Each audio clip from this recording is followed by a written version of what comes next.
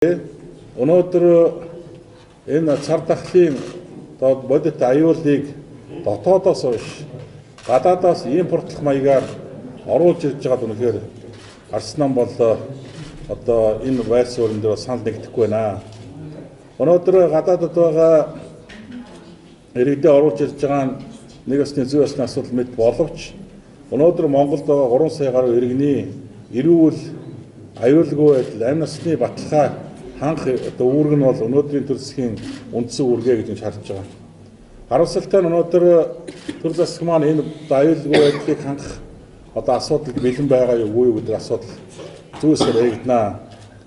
За бидний авсан мэдээлэлээр одоо өнөөдөр шинэ гадаадаас одоо оруулж ирж байгаа монголчуудыг оруулж ирэхдээ аюулгүй байдлыг бүрэн хангаж чадж байгаа юу?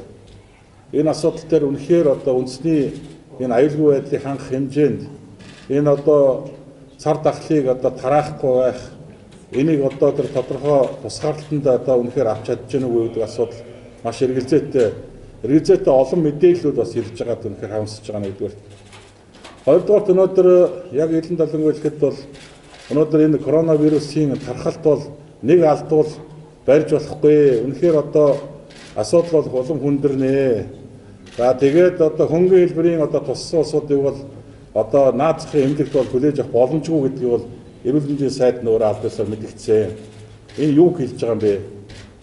Тэгэхээр өнөөдөр монголчуудын эрүүл аюулгүй байдал амь насаар дэнчин тавьсан ийм улс төрийн одоо попорсон үйл ажиллагаагаа зогсоол яасан юм бэ?